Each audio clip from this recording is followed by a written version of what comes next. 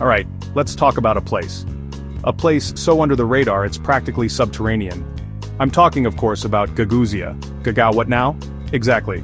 It's an autonomous region tucked away in southern Moldova. A country which itself is often the answer to a geography quiz question nobody gets right. Think of it as the geopolitical equivalent of that one sock you can never find. You know it exists, theoretically, but good luck proving it to anyone.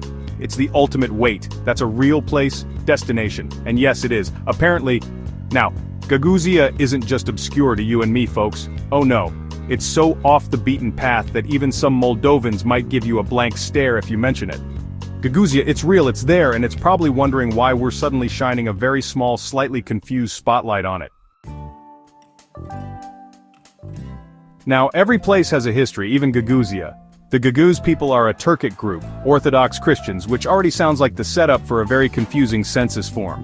How did they end up in Moldova, you ask? Well, it involves the Ottoman Empire, the Russian Empire, and a lot of people moving around because, historically, empires weren't great at respecting personal space or current living arrangements.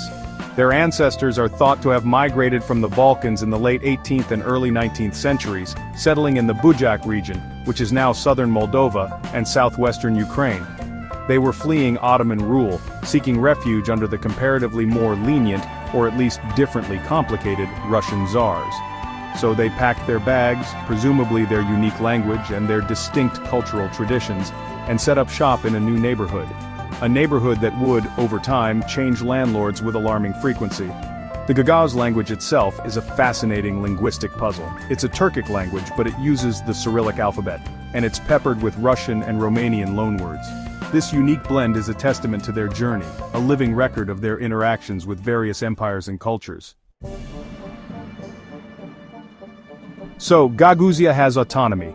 Gagauzieri, they call it. Sounds impressive, doesn't it? Like something out of a fantasy novel. And in a way, it kind of is. After the Soviet Union decided to take an unscheduled permanent vacation in 1991, Moldova declared independence. And then, almost immediately, things got complicated. Because, as we've established, complicated is the default setting in this part of the world. The Gagauz people, fearing cultural assimilation or worse, decided they wanted a bit more say in their own affairs. This led to a period of tension, declarations of their own republic, and a general atmosphere of uh-oh, this could go sideways. Thankfully, unlike some other post-Soviet situations which escalated into full-blown confetti and fireworks parties, the bad kind, Moldova and the Gagauz leaders managed to sit down and talk. In 1994, a deal was struck. Gagauzia was granted special autonomous status within Moldova. Let's talk about the glittering jewel in Gagauzia's crown, its vibrant capital city Comrat. Population, around 26,000. Yes, you heard that right. We're talking big city lights here, folks, assuming those lights haven't been turned off to save energy. Comrat is where the action is, if by action you mean a surprisingly large statue of Lenin still standing proudly, because apparently some traditions die harder than others, especially when removing them involves paperwork and a crane. It's a city that whispers, we peaked in 1983, but we're still here. The heart of Comrat, like many towns that have seen better or at least different days, features a central square. Here you'll find the main administrative buildings looking suitably stern and important. There's the Gagauz National University, which, one assumes, offers a very specialized curriculum, perhaps advanced obscurity studies or the geopolitics of being overlooked. And of course there's the aforementioned Lenin, photobombing your vacation snaps with his stoic revolutionary gaze. It's a place where time seems to move at its own unhurried pace. A pace that says, what's the rush? The next big thing isn't happening here anyway. Section 5. Tourist traps, more like tourist puzzles, good luck solving them. So, you've made it to Gagauzia. Congratulations, you intrepid explorer of the profoundly obscure. Now what to do? Well, Gagauzia's tourist attractions are, shall we say, subtle. They don't scream for your attention, they sort of mumble from a dark corner hoping you'll notice them. You won't find a Disneyland here, or an Eiffel Tower. What you will find are experiences that require a bit more imagination, and possibly a local guide who speaks Russian, Romanian, and Gagauz just to cover all the bases.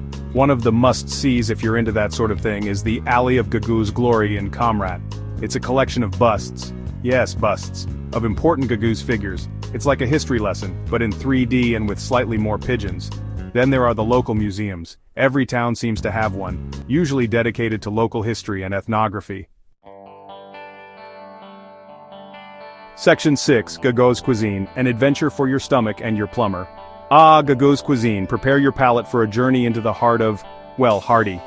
This is not the land of delicate nouvelle cuisine or avocado toast. This is food born from necessity, from cold winters and agricultural traditions. Think stews, think pastries, think things that will stick to your ribs and possibly to your arteries. It's a cuisine that says, you're going to be working in the fields all day, or at least feel like you have. It's robust, it's flavorful, and it's probably not on your diet plan. One of the signature dishes you absolutely must try, or at least politely observe, is sherpa. It's a rich, meaty soup, often made with lamb packed with vegetables. It's the kind of soup that warms you from the inside out, perfect for those chilly Moldovan evenings. Then there's kavarma, a slow-cooked meat dish, usually lamb or mutton, that's tender and deeply savory. And let's not forget gazlin, savory pastries filled with cheese, potatoes, or greens. These are delicious, often homemade, and incredibly filling. You won't leave hungry.